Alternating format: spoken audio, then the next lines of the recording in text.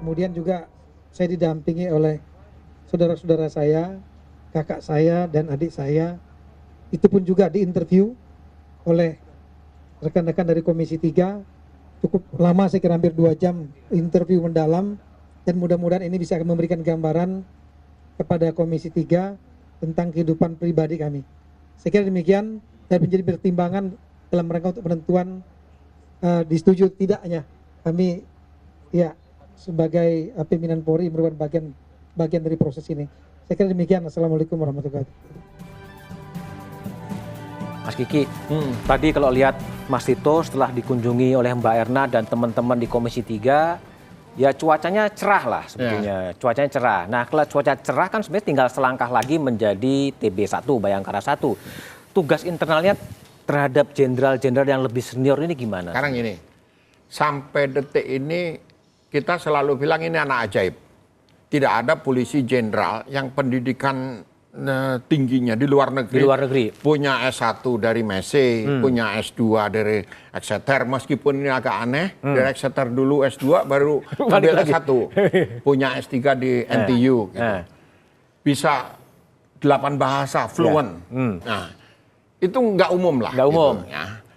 Sekarang dia tahu persis persoalan di dalam. Oke. Nah, persoalannya punya nyali apa enggak gitu. Ya. Menurut Anda gimana? Saya nggak bisa ngomong, tunggu dulu. Kalau nyalinya dia lawan teroris kan masih aceh-aceh. Ini nyalinya misalnya nih SDM ngelawan teman sendiri ya. Terus dan orangnya kan sangat santun dia kalau sama humble sama senior, terutama sama senior. Kenapa? Backupnya di belakang ada Kompolnas itu kan, ada DPR. Jadi ini kalau dicopot nanti orang DPR-nya cuap-cuap, anggarannya dipotong. Sering terjadi selama ini gitu. Jadi punya nyali nggak? Saya nggak bisa ngomong karena kita tunggu dulu. Oke, saya ke Pak Beni lah. Kira-kira gimana? Komjen itu akan mencoba mengelola senior-seniornya di Mabes? Ya kalau kita melihat berita-berita terakhir kan memang kondusif kan. Nggak ada, maksudnya tidak ada keberatan, semuanya bisa mendukung. Seperti itulah. Jadi generasi muda ini tidak jadi alergi kan kalau untuk memimpin suatu institusi kan. Karena institusi ini kan institusi yang sudah teruji. Sistemnya sudah berjalan. Ya kan? Tinggal elemen-elemen kalau memang diganti, saya pikir udah tinggal diterusin aja kan sistem ini. Sistemnya memang sudah berjalan, sudah teruji berapa tahun polisi itu. Artinya Anda mau mengatakan katakanlah Pak Tito betul-betul menjadi Kapolri, dia Kapolri dengan Wakapolri dan strukturnya akan tetap seperti itu adalah senior-seniornya? Kalau susunannya nanti seperti apa ya kita belum tahu Pak. Karena kan kalau tadi saya dengar dari Profesor katanya mau diganti. Ya gini, wakilnya. Silakan. Kalau Wakapolri, posisi Wakapolri itu 70% ditentukan oleh internal. Kalau Kapolri kan 100%. Kalau Wakapolri itu 70% internal, yang 30% itu presiden. Kira-kira begitulah. Tapi dia harus melewati Wanjak. Wanjak itu yang memimpin Wakapolri. Nah, persoalannya ya terserah Pak BG sekarang. Gitu. Kalau dari segi sistem tadi disebutkan nggak ada problem. Sistem ya? Ya, bagi saya ini apa? Ini ada ada 3 batch ya, 3 angkatan, 3 cohort profesional itu dari 84 sampai 86. Apa? Di atas 84 itu 100% mereka yang pendidikannya ABRI dan karirnya 70% pada periode ketika masih militer. Nah, 84, 85, 86 itu masa transisi setengah-setengah. Setengah pendidikannya militer, mereka tidak mengalami pendidikan kepolisian, tetapi karir mereka 50% sudah professional police. Nah, 87 generasinya Tito, Riko, dan teman-temannya ini, itu sudah 100% professional police. Tapi pendidikannya masih sampai 88A, 88B itu masih setengah tentara. Karena di ujung masa reformasi ini. Jadi pendidikannya militer, tapi ketika mereka bekerja, itu professional police dalam pengertian civil police, polisi yang sipil. Nah, jadi kalau dikaitkan tadi penerimaan, generasi yang muda ini memang sudah benar dan catat baik-baik bahwa bukan hanya Tito loh yang berpendidikan tinggi. 5 pembantu utamanya itu yang sekarang itu dokter semua. Dokter dari UI, dari UNER. Ini kan luar biasa gitu loh. Senang sekolah. Ya, senang sekolah semua gitu ya. Nah, tetapi saya selalu bilang kalau pengetahuan itu cukup mereka, sekarang tinggal nyali aja. Nyali ya? Ya, nyali itu kan tergantung teman-teman DPR sama Kompolnas. Kalau Oke, didorong coba. sama dia nih sebelah ini Oke. kan kalau dorong-dorong nyalinya Nah, coba. kan pasti tinggi. Gimana? Itu Tadi aja. kalau Kiki kemarin katakan nyali itu memang perlu backup dari parlemen. Kalau Erma gimana lihatnya? Kalau mau di backup, tentu saja dia harus punya visi terukur perubahan seperti apa yang mau dilakukan di institusi Polri. Oke, Nah, ini itu khusus terhadap para senior-senior yang itu berada. bagiannya, Mas. Jadi kita tunggu besok itu apakah dia akan punya visi ke depannya plan A, plan B atau plan C yang menurut dia ya. Saya tahu visi besarnya kepolisian pasti sudah ada nih, teman-teman Kompolnas juga mengawalnya. Tetapi yang paling penting menurut saya juga adalah bagian konsolidasi internal itu dalam waktu 6 bulan ini. Saya menghimbau itu kalau bisa kita tahu lah, misalnya posisi Wakapolri, posisi Kabar Eskrim ini kan harus orang-orangnya Tito. Oke. Orang-orang, kenapa saya bilang harus orang-orangnya Tito? Karena ini orang yang akan jadi kunci untuk menggerakkan semua institusi di seluruh Indonesia ini. Institusi penegakan hukum di dalam kepolisian ya. Kalau dua posisi ini bukan orangnya Tito, ini akan menyulitkan dia. Apalagi ini kan Mas Kiki tadi bilang ini angkatan 7 yang yang melompati begitu banyak angkatan di atasnya. Ini bagaimanapun akan menyulitkan bagi dia. Oke. Karena itu saya pribadi melihat bahwa kalau 6 bulan ini Tito bisa mengkonsolidasi ini dengan rapi, tentu saja kita akan sangat senang dan sangat bisa menagih janji-janji dia nanti nih reformasi seperti apa di tubuh kepolisian itu. Dalam bayangan, nyalinya itu yang kita tunggu. Nyali. Dalam bayangan Erma, sebetulnya siapa yang kira-kira pantas untuk mendampingi Tito sebagai Wakapolri? Saya kalau menyebut nama ini saya agak tidak terlalu pas rasanya. Oke.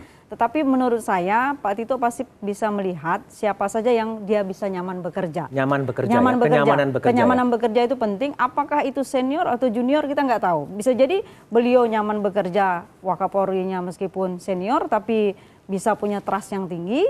Bisa juga itu junior juga. Tapi pesan saya yang paling penting dua posisi itu harus orangnya Tito untuk memudahkan konsolidasi di dalam. Oke, saya ke Pak Benny dulu lah. Apa betul ada sebuah tesis bahwa ini harus orangnya Tito, orangnya A, orangnya B di kepolisian itu? Kalau analisa akademisnya saya belum baca tuh. Oke. Kalau seperti itu. Tapi Ya kan? kenyamanan bekerja? Ya, kenyamanan. Ya bisa iya bisa enggak, tergantung juga kan. Namanya kalau pimpinan ya kita serahkan ke pimpinan lah. Kalau pertimbangan dari Kompolnas sendiri? Kalau kami Pak, kita ini kan fungsinya kan pengawasan fungsional ya. Jadi kita eksternal. Loh, tapi kan memberikan pertimbangan juga ketika mengajukan calon Kapolri kepada Presiden. Jadi begini Pak, kita yang harapan kita ini kan bisa sinergi dengan polisi untuk mencapai polisi yang modern lah, profesional, yang mandiri, seperti itu Pak. Intinya Oke. itu aja. Jadi bagi Kompolnas nggak ada masalah, Tito bahwa seharusnya nggak ada masalah apapun Sama juga. sekali tidak ada masalah. Oke, kalau bagi Haris gimana melihat? Ada nggak gap di Tito yang Ada. ke bawah itu? Kalau saya melihatnya begini, kalau soal bahwa harus orangnya Tito, temannya Tito atau Tito yang dia nyaman bekerja dengan orang tersebut, saya pikir secara di dalam itu gesturnya memang akan seperti itu. Gesturnya akan seperti itu. Kalau tadi Mas Kiki sudah menyebut persen, 70% apa segala macam. Menurut saya masalahnya bukan di soal kebiasaan di dalam sejumlah pimpinan dalam mengusung nama tertentu untuk jadi Kabar Eskrim, Wakapolri. Tapi masalahnya nanti yang pertama itu ini Mas, soal konsolidasi terhadap jenderal-jenderal yang lebih senior dari Pak Tito. Ya itu kan pekerjaan rumah yang Kiki katakan butuh nyali, butuh backup. Kalau untuk tadi saya mengonsolidasi. menafsirkannya dari yang Mas Kiki itu soal tidak hanya soal konsolidasi antar angkatan, tetapi juga soal merubah mindset. Merubah dan itu butuh nyali memang. Ya. Itu butuh nyali dan kalau saya mau menantang Pak Tito, kalau Pak Tito memang betul-betul punya visi yang baik, mau menertibkan internal dalam rangka membangun kepercayaan publik, mari dibuka diskusi seperti ini, duduk sama-sama dengan masyarakat sipil, dengan masyarakat luas. Tetapi memang hari-hari awal pasca pelantikan, menurut saya tugas besarnya adalah bagaimana ngobrol dengan pimpinan-pimpinan yang 85, 84 Di kepolisian, di Mabes. polisi kan? Di kepolisian. Mabes Polri kan? Iya. Ini yang bintang-bintang 3, Iya, bintang iya. 2 ini kan lebih senior dari dia Bukan semua. sudah ditemuin sebelum itu?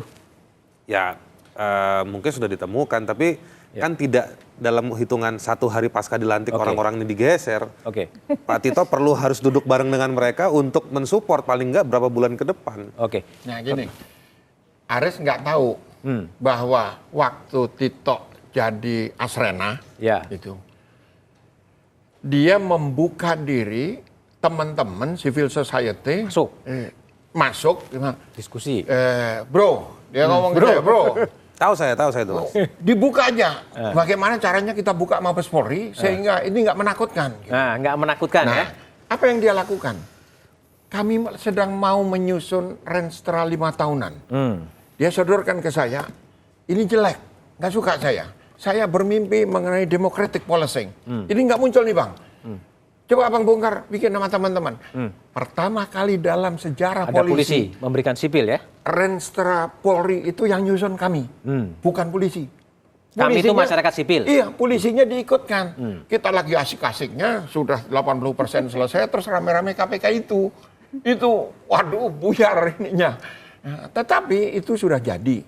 Dan itu digunakan sekarang ini misalnya, kenapa pendidikan alokasi anggarannya sekian, kenapa Polsek segala macam, ini bukunya. Itu Renstra ya? Renstra.